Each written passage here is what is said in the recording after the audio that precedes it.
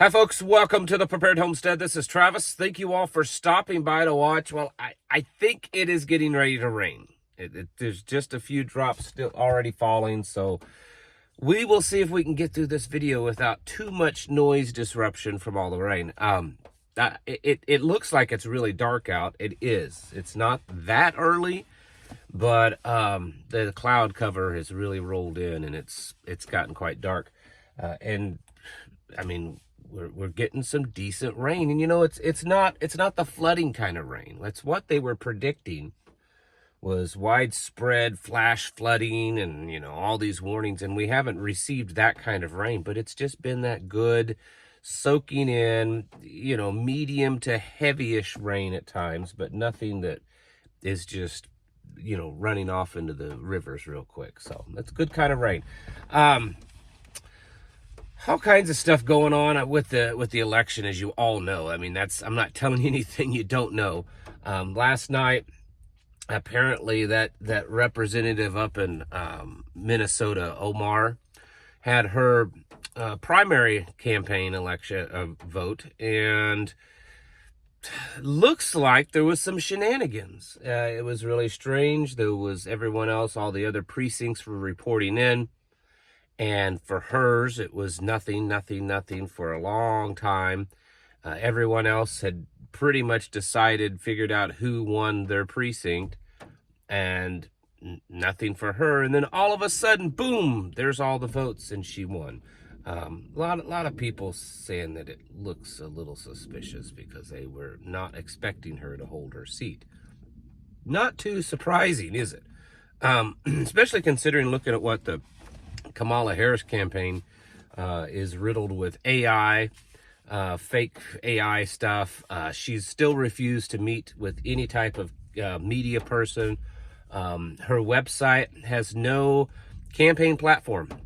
Like, you don't even know what she stands for, right? You don't even know what she's out there running for election for. And if you listen to any of her speeches, if you can get through the gobbledygook, it doesn't take too long to realize she's basically saying the same thing every time. She pretty much has one speech, and she's just repeating that over and over again. There's also been accusations that they are taking news reports from the internet and manipulating them, editing them to make it look favorable for her. This is not a big surprise, folks. We all knew it was going to be this way, whether it was Biden or Kamala or Mikey or whoever. We knew that they were going to be doing everything they can to manipulate the election this cycle. And so, on the surface, they're talking about polls that are showing that she's, polling better than Donald Trump and all this. So, it starts to make you wonder, are they doing this to kind of set things up so that when Kamala Harris wins, they'll be able to say, well, the polls were showing for weeks that she had a lead over Donald Trump, so it's not really surprising that she won this election. Just something to think about. Ukraine is moving in on Russia even more. And I'm no expert in Russian military strategy or anything like that, but you gotta think that they probably have something up their sleeve, because they're allowing Ukraine to encroach quite a bit. In fact, I saw something this morning that just this morning they've moved a few more kilometers inside into Russia, and they're encroaching on another area, I think the Belgrade area of Russia.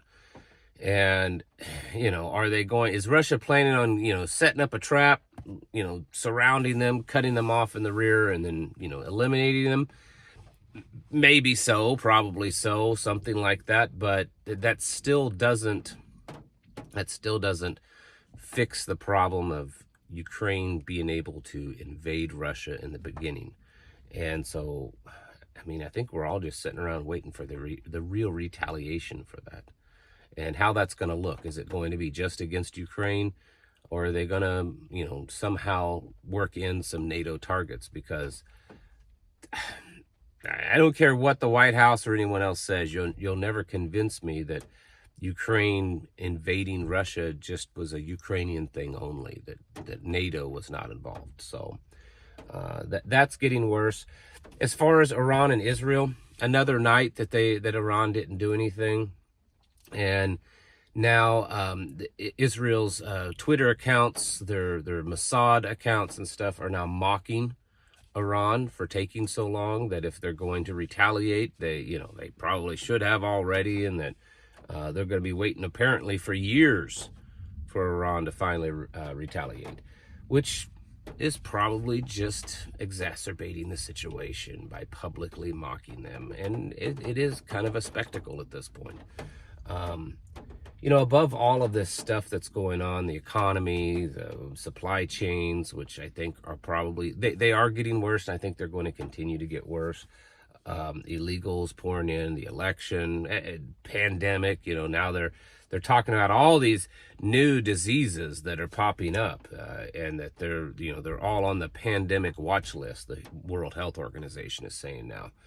Monkeypox is back in the news more, all this kind of stuff. The thing is that we cannot be afraid. There's so much of this negative news out there. There's so much, just a flood of bad stuff that's going on, doom and gloom. It's all coming to an end. And I know you could make an argument that I have been part of that. And while I do mention this stuff, the point that I'm trying to get home is that, yes, this bad stuff's happening, but instead of being paralyzed and petrified in fear, we need to see this bad stuff happening and use it as motivation for us to move further down the line, to get more ready, not to be in fear. We're at a place we have no fear. We cannot. The good guys will prevail. And I'm not talking about the Republicans or conservatives or libertarians or patriots or anything. I'm talking about our Father in heaven. He's going to prevail. Yeshua, the Christ, he's going to prevail. Okay? These are the good guys that are going to win. And we have to have faith in that. And we have to not allow all of this propaganda, their psyops, their lies, their manipulations to terrify us. The real possibility that Kamala Harris could be the next president. Don't let that terrify you. I think it's something we should have all thought that in the beginning, especially when all this transition happened, was a likely, possibility, a likely outcome. So don't allow these things to terrify you. Yes, there's a lot of stuff going on, and it's bad, but we can't fall to victim to their manipulations and their lies, because if we pull together, if we have a plan, if we get prepared, and if we have faith and trust in the Most High, then we can prevail through this. We can endure to the end, just like Jesus said, that we can endure to the end. He told us about this. All of these things that are happening have been foretold for a long time. If you've been reading your Bible, you should know that by now. And we can't just live our lives afraid, because that's giving a win to the enemy. It really is. If we allow it to get to us, if we are fearful of the enemy, if we are fearful of the things that may happen to us, we're never promised protection. We're never promised that everything will be all right for us. That's not a promise. Oops. Yep, talk too long. It's not a promise that we will be taken care of perfectly, right? That we will be isolated from all the bad stuff. But there is a promise that we will have protection, and that we will make it to the end if we endure to the end. And so we have to keep focused on that and understand that a big part of this, it's all mind games, folks. It's all just to manipulate and do everything they can to control us. And be uncontrollable, be ungovernable, and be not afraid.